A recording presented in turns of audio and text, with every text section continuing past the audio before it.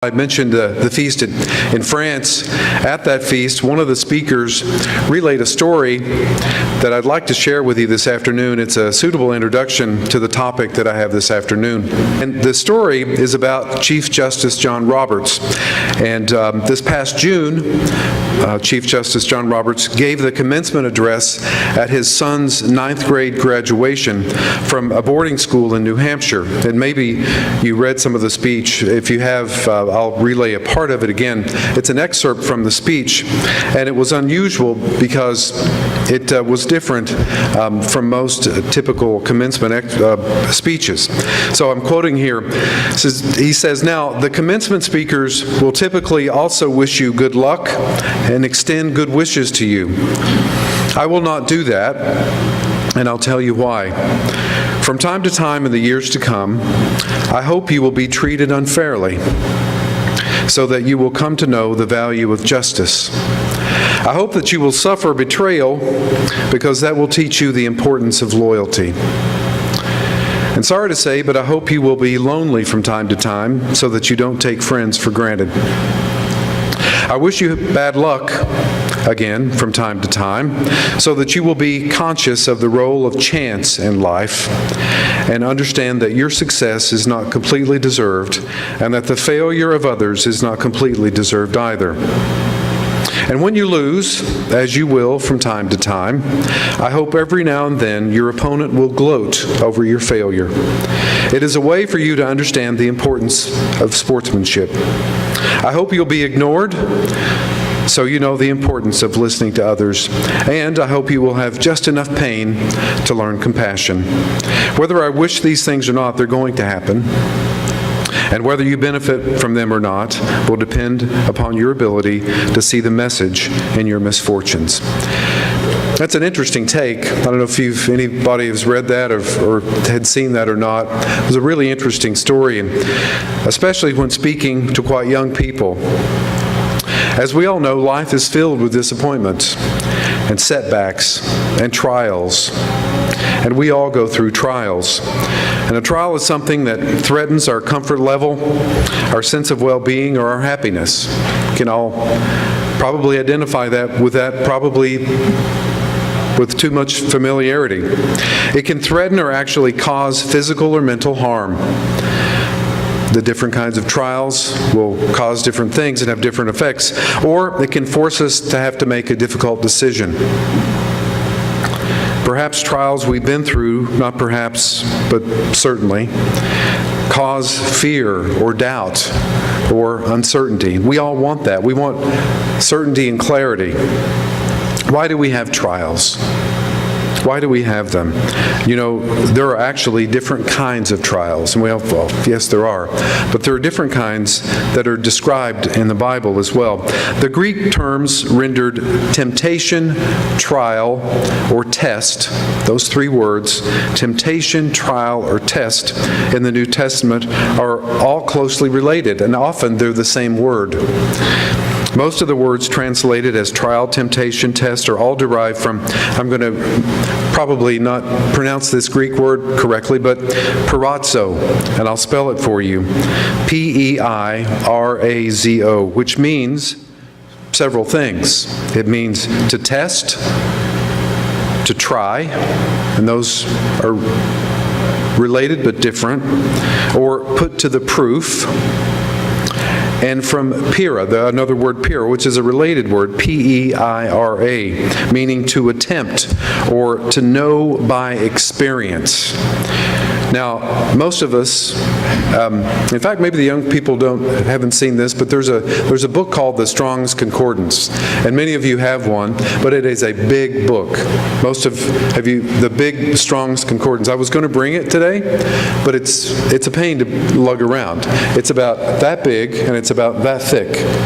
And the Strong's Concordance will have the meanings of most every word in the Bible, either in Greek from the New Testament or Hebrew from the Old Testament. And this word in the New Testament, perazzo, is typically number 3985. 3985.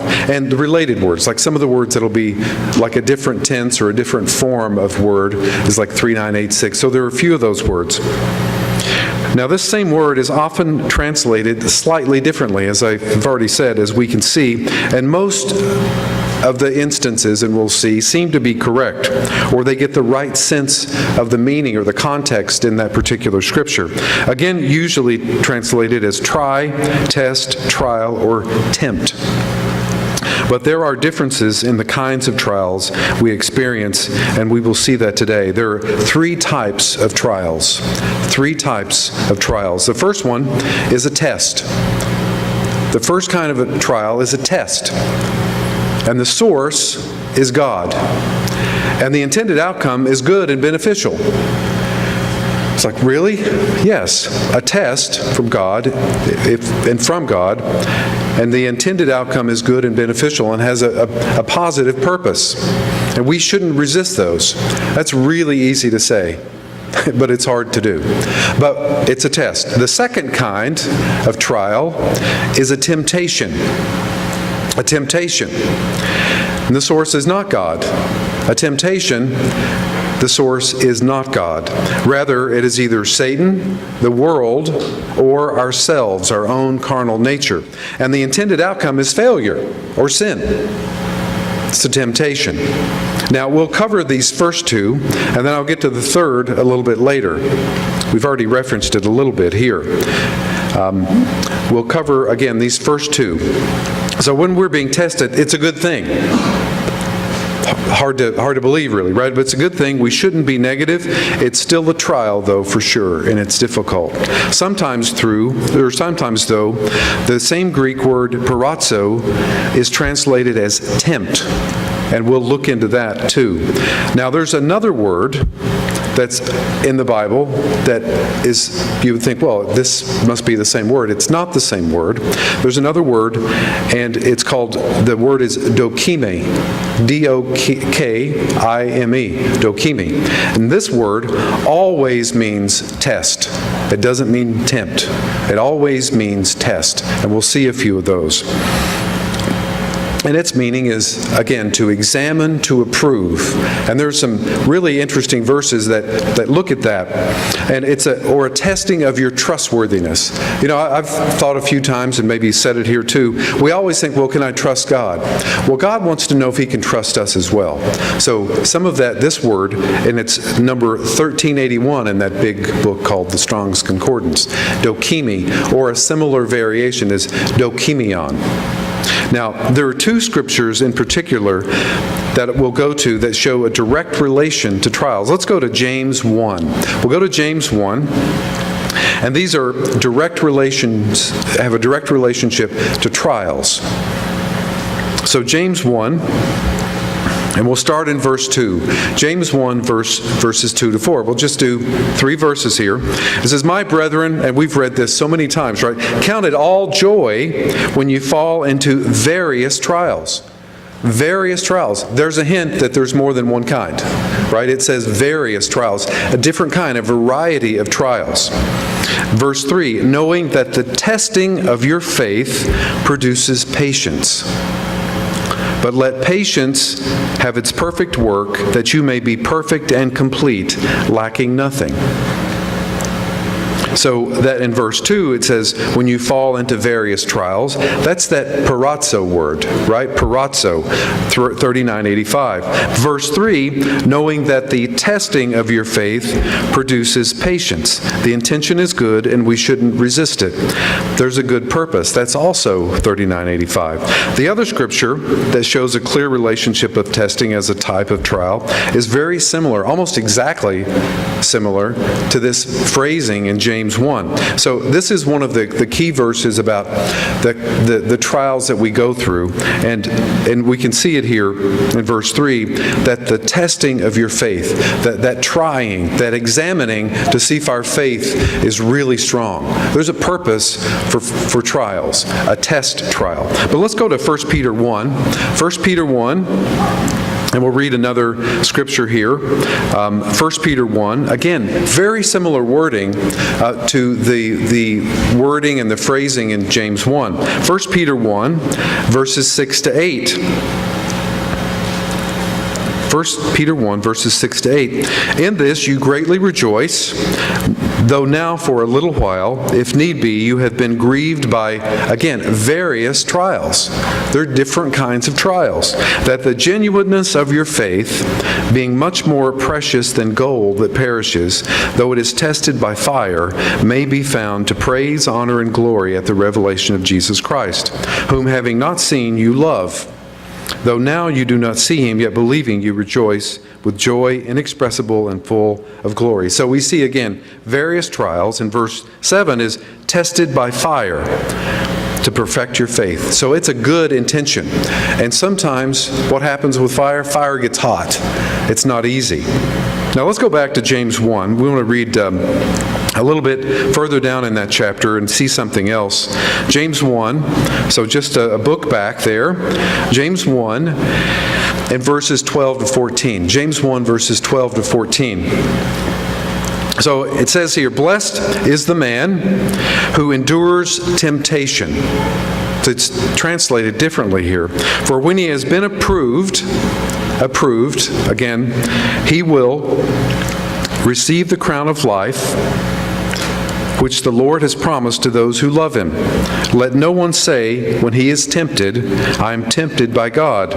For God cannot be tempted by evil, nor does he himself tempt anyone. But each one is tempted when he is drawn away by his own desires and enticed. And again, so in verse 12 here, it's when approved. That's the word, when approved, when tested, when verified, when you're examined and your faith comes up to be strong. And verse 13 is a really important point here. God does not tempt. That's a different kind of trial. God does not tempt. Why doesn't God tempt? Why doesn't he tempt? He's not tempted by evil himself, nor does he use it to tempt anyone else.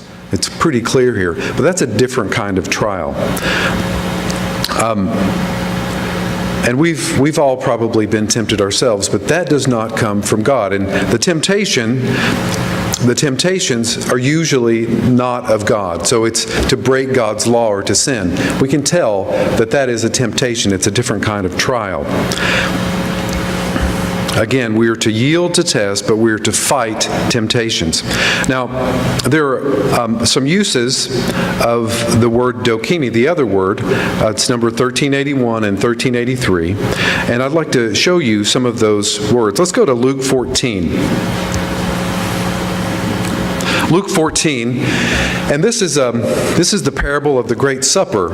And remember that parable when people were being invited to the supper or to follow Christ. But there were all kinds of excuses. And there's a word here, the one that's the dokime, which is very much and very specifically about trying and testing. And we'll see it here as well. Luke 14, verse 19. Jumping into a thought here. So one of the people's excuse was, in verse 19, he said, well, I can't go because I have bought five yoke of oxen, and I'm going to test them. I ask you to have me excused. So, testing the oxen. Now, I haven't bought a horse before, but maybe you have. Some of you, I'm sure, have. But you want to go test it. Or if you've bought, working mules. One of the stories that I tell my girls from time to time, I remember when I had to be 5 or 6 years old, that we'd go out and we'd visit my mother's mother and father, and he would still plow with a mule. And I thought it was normal, right? Even then it probably wasn't, but he would plow with a mule. So if you test a mule, and Mr. Luganbill may have worked mules before, but you want to if you're going to buy a team of mules, you want to test them. Well, this man here is testing them in Luke 14:19. He's trying them to see if they're actually injured or if they are suitable work animals, right? So that word is very much about testing and trying for genuineness or to see if they're approved for purchase. 2 Corinthians 8. Let's go see another example here. 2 Corinthians 8 about testing. 2 Corinthians 8. Break into a thought here. And this, of course, is Paul writing to the church at Corinth, and much of his letters to Corinth were correctional, or were corrective. And breaking into a thought in verse 8, looking for the word here, dokime, about testing. It says, verse 8, I speak not by commandment, but I am testing the sincerity of your love by the diligence of others. I'm testing the sincerity of your love. So is it true? Is it genuine? So it's to approve the genuineness of their love. 1 Thessalonians 5. 1 Thessalonians 5. Again, this different word, 1381, 1383. 1 Thessalonians 5:21. Again, Paul is writing to the Thessalonians, and the Thessalonians were they were being deceived, frankly, by people who were coming saying that the day of the Lord had already come, or it was here, and so this was a message, part of the message. And he says here, 1 Thessalonians chapter 5, we'll start in verse 19. Do not quench the spirit. 20, verse 20. Do not despise prophecy. Verse 21, test all things. Hold fast what is good. Abstain from evil, or from every form of evil. But verse 21, test all things. Test all things. In other words, that's the word dokime there, to try, to examine it. This is a type of this is the word that's used without exception to talk about a trial or a test that we have to test the genuineness of our faith. Let's go to 1 Corinthians 3. 1 Corinthians 3. And we'll see here that sometimes the fire does get hot in trials and tests. 1 Corinthians 3, we'll start in verse 11. 1 Corinthians 3, starting in verse 11, for no other foundation can anyone lay than that which is laid, which is Jesus Christ. Now, if anyone builds on this foundation with gold, silver, precious stones, wood, hay, straw, verse 13, each one's work will become clear, for the day will declare it, because it will be revealed by fire. And the fire will test each one's work of what sort it is. So these tests will come, but these are good things. When our faith is tested, and the test is from God, it's not a temptation, and we'll see another type of trial in a few minutes, but this is a good thing. It doesn't seem good at the moment, but it's testing our faith, and this is a kind of test that's different from temptation. When I read this sometimes, it doesn't exactly make sense, but I think of the story of the TV series Kung Fu. Remember Kung Fu? I know girls have never seen this, but it was in the early 70s. And I was just, everything was, most TV shows, and we watched a lot of TV as kids, were Westerns, or a lot of them were. And the story of Kung Fu, the actor David Carradine was in training. Remember, he was in training to be a Shaolin priest in China. He was in a temple in China, and he was known by Grasshopper, by his master. And so even today, occasionally you will hear somebody throw that and say, yes, Grasshopper, that's right. Most people, the younger people, don't remember or don't know what that is. But remember, Grasshopper, he was always being tested by his master. One master in particular, Master Po, who was blind, and he would have a stone in his hand, and he said, when you can grab the stone from my hand, you will pass the test, and you'll be able to leave, right? And then when he finally did it, he says, Grasshopper, it is time for you to go. Remember what he did after that? Before he went, there was a big, hot pot that was over an open fire, and he had to put his forearms around that and seal the symbol from the temple as a Shaolin priest. And again, I think of that when you think of the It will be revealed by fire, and fire will test each one's work. He was always in testing, and we are too. It's a testing of our faith, of our genuine faith and belief in God. Let's go to 1 Corinthians 16, just a few chapters over. 1 Corinthians 16. This is another example of the word being used, and so when we see this word, we'll know, and we can see what the word means, dokime, or to approve, or to test the genuineness of our faith. So testing of our faith is the source is God, and that is it's a good thing, even though it's difficult at times. And verse 3 of chapter 1 Corinthians 16, whomever you approve is the message here. Now concerning the collection for the saints, we'll start in verse 1, as I have given orders to the churches of Galatia, so you must do also. On the first day of the week, let each one of you lay something aside, storing up as he may prosper, that there be no collections when I come. And when I come, whomever you approve, in other words, you examine, you try, you get your seal of approval, by your letters I will send to bear your gift to Jerusalem. So these trials of our faith, and having been approved. Now this next verse I'm going to go to is in 1 John 4, and it shows the meaning of the word, but it also provides a really good principle that we can use to discern between the different types of trials. 1 John 4,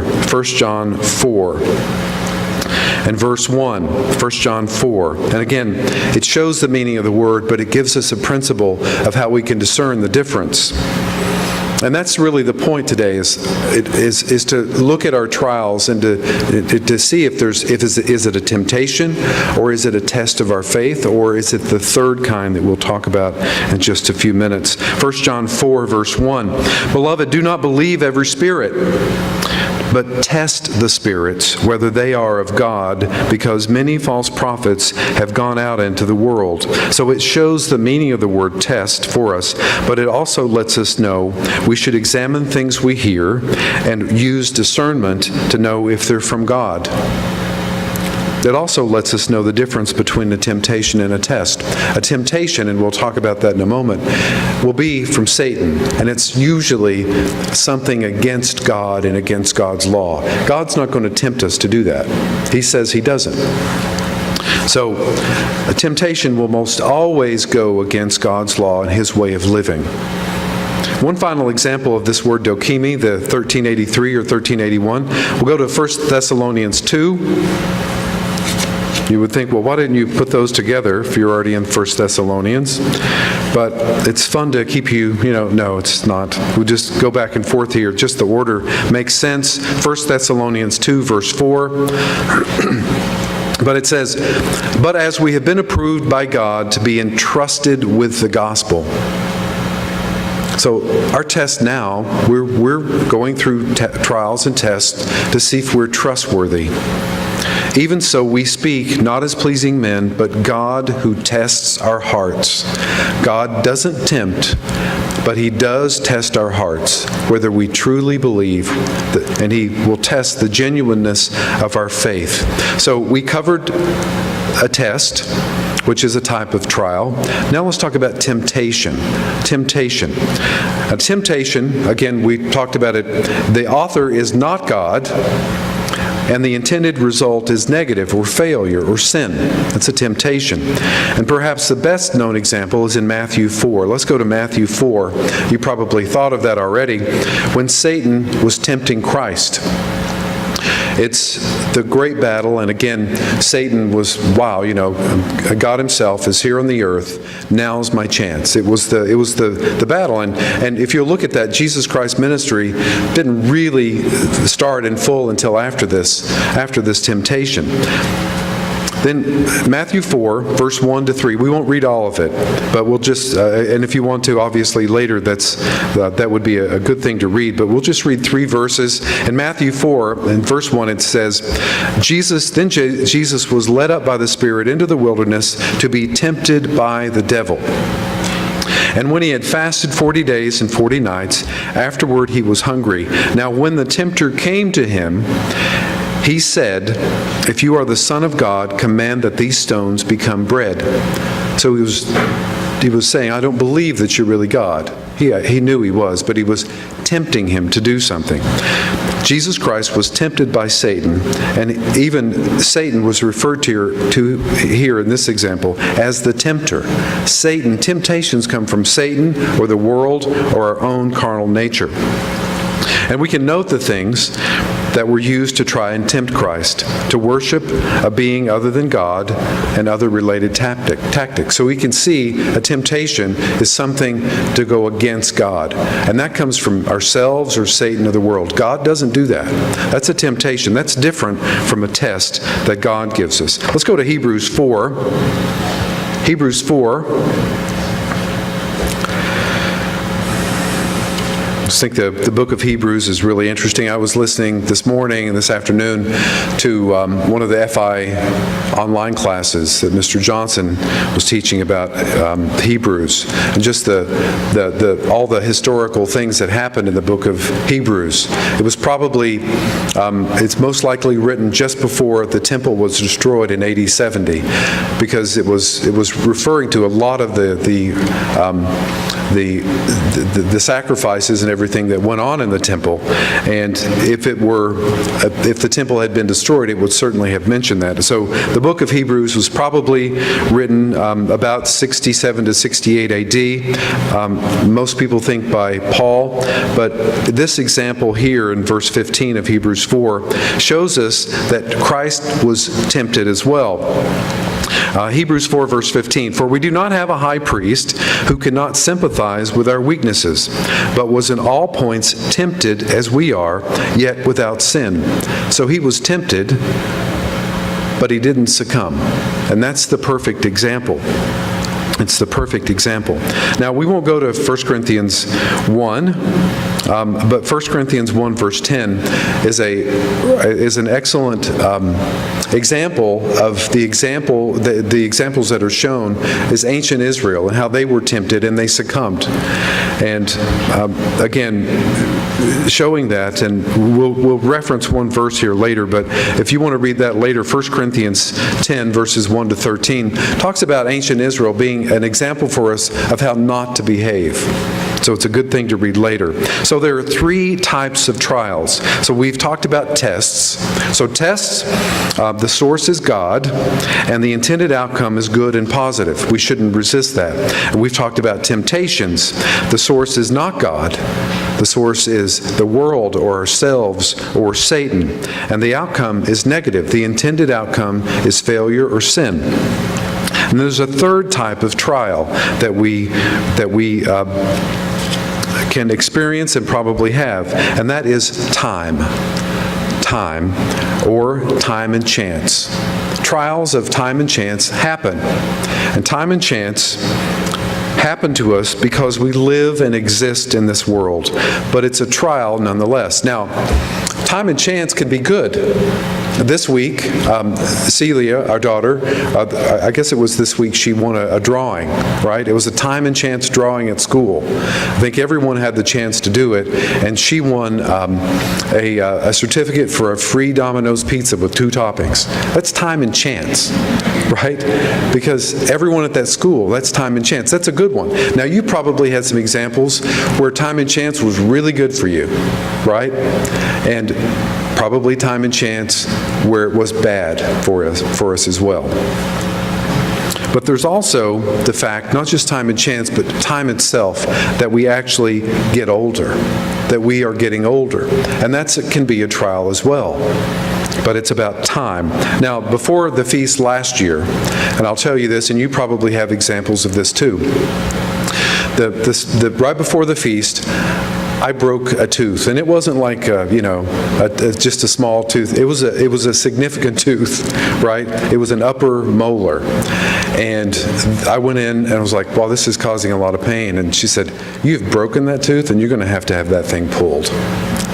And so I pulled it, and the massive hole it left, she said, "You're going to want to get an implant for that." Right?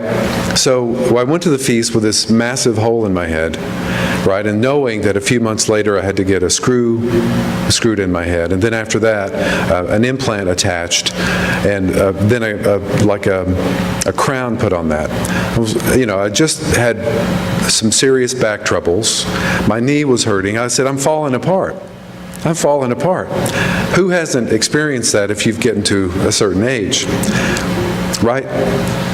That can be, that wasn't a trial or a test. It wasn't a temptation. It was a trial. Well, it wasn't a big trial. Some of the people we've talked about have a lot worse trials. We've read about a few today. Right? Time and chance, or just having time. Let's go to Ecclesiastes 9. Now, Ecclesiastes is, I think, an absolutely fascinating book, and it really talks about the human condition, right?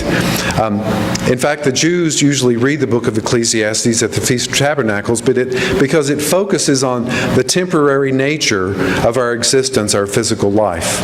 And it points, at the end, it points to a greater purpose. But in Ecclesiastes 9, verse 11, we'll see about time and chance. Ecclesiastes 9, verse 11, I returned and saw under the sun that the race is not to the swift. Now it is usually, right? Usually people who are, the fastest runners usually win, but not always. The race is not to the swift, nor the battle to the strong. Again, it usually is, but not always. It's not always to the strongest people. We've seen that. I think one of the examples I recall is a few Olympics ago. Remember the great Russian wrestler? He was invincible. He had never lost in his whole life. He was this mountain of a guy. And an American wrestler came up, and they said, he doesn't have a chance. I think he was from Iowa, one of those big, I don't know if he was a farm boy or had tackled a few cows or whatever.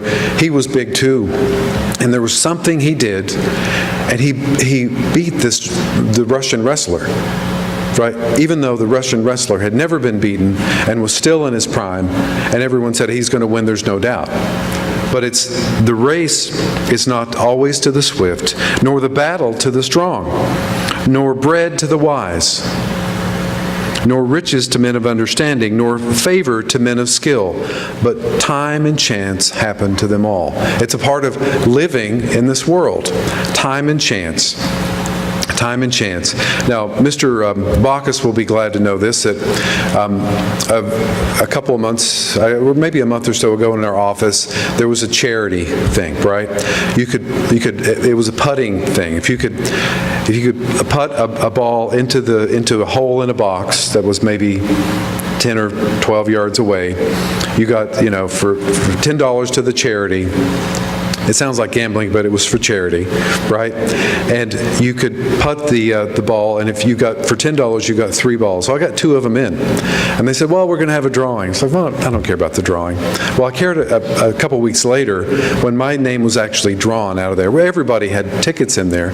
That was time and chance too. Those things happen. But time and chance happen to everybody and to all of us. Let's go to Job 5. Job 5, in verse 7.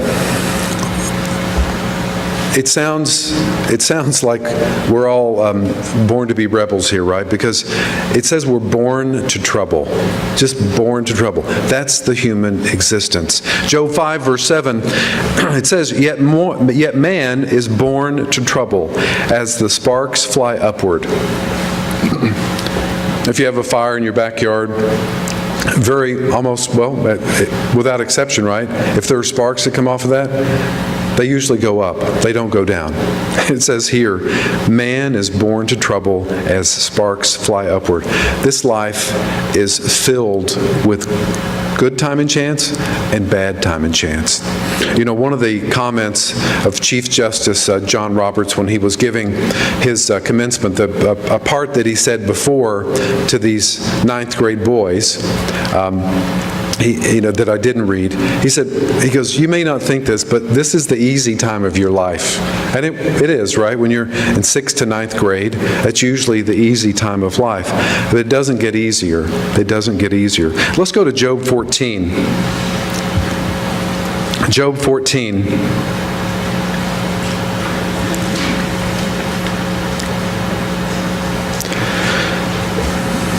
It speaks of this as well, of what's happened, what happens to us in life. Job 14, verse 1, it says, "Man who is born of woman," that would be everyone, "is of a few days and full of trouble." That's life. Time and chance and age happens to all of us. Age happens to everyone as well. Even then, though, even with time and chance, we know that God can and will help, even with time and chance. If you're in a car accident sometimes, it was no fault of your own. It's clearly a time and chance. God can help us through that or around that as well. Now, there's a German philosopher who died more than 100 years ago. He was a German philosopher, a poet, a composer, and a writer. His name was Friedrich Nietzsche. By all accounts, not a really nice person, not somebody you'd want to hang around with, but he influenced a lot of thought. Nietzsche was a philosopher that was really arrogant, had a lot of ill things to say, but he, again, usually with bad things, he had some wise things as well. And something he wrote in 1887, and it was published in a selection from his notebooks after he died, in the Will to Power. It's in the public library. Nietzsche writes under the heading, "Types of My Disciples." He said, "To those human beings who are of any concern to me, I wish suffering, desolation, sickness, ill treatment, indignities. I wish that they should not remain unfamiliar with profound self-contempt, the torture of self-mistrust, the wretchedness of the vanquished.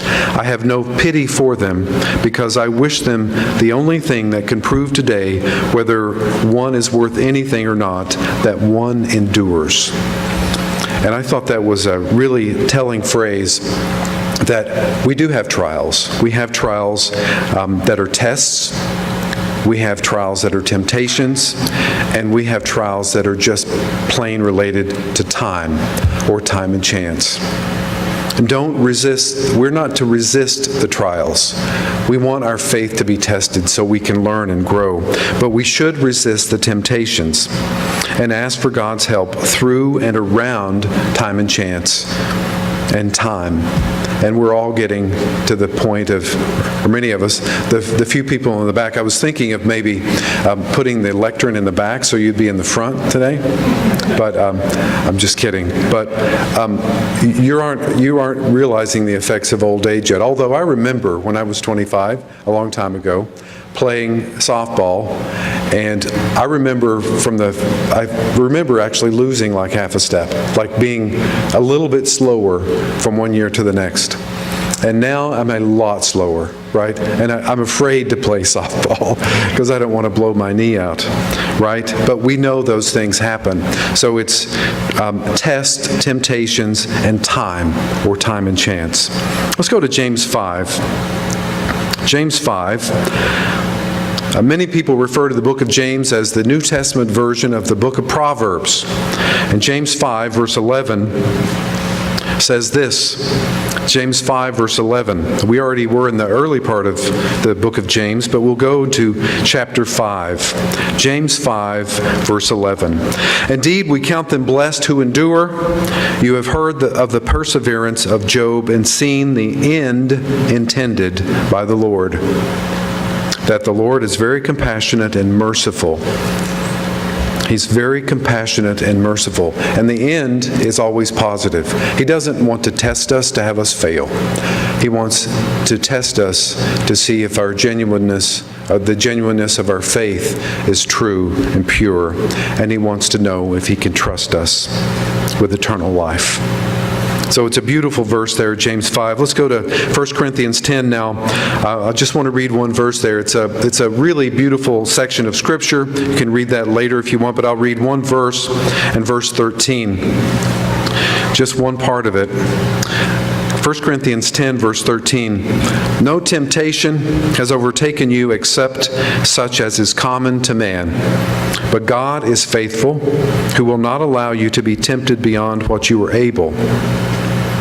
But with the temptation will also make the way of escape, that you may be able to bear it." And there's a beautiful verse in Psalms. I haven't written it down, and I've probably mentioned it before. Even during trials, it says that God will give us a wide place. And I know I've said this before, I always think of Highway 80 in East Texas, right?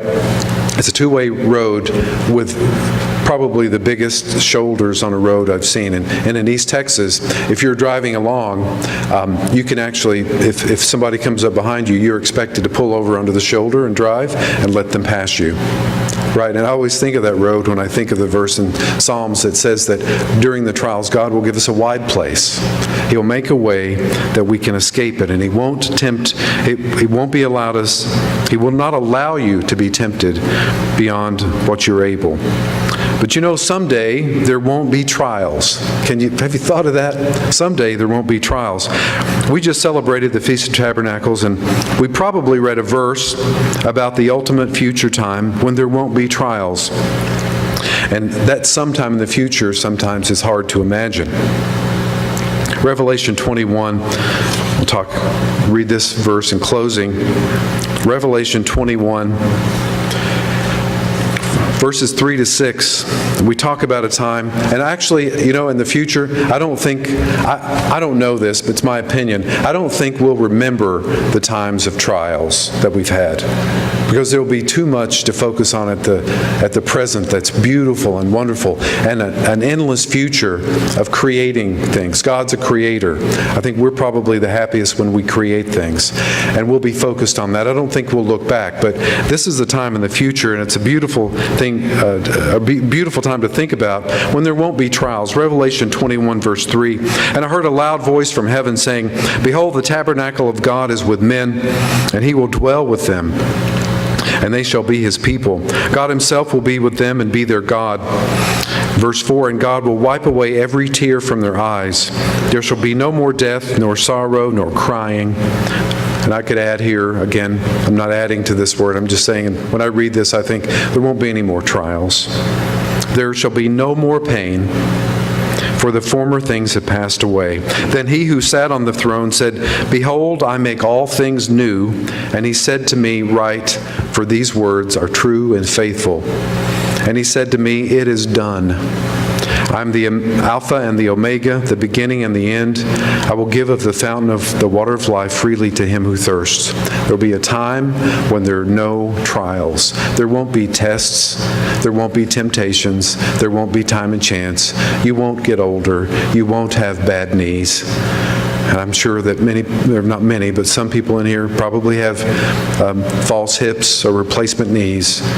And someday, though, those trials and tests and the temptations and time and chance and just the effects of time will be gone. And we'll know that we have a bright future ahead. At that point, again, I don't think we'll look back. But for now, we must trust God to see us through the various kinds of trials.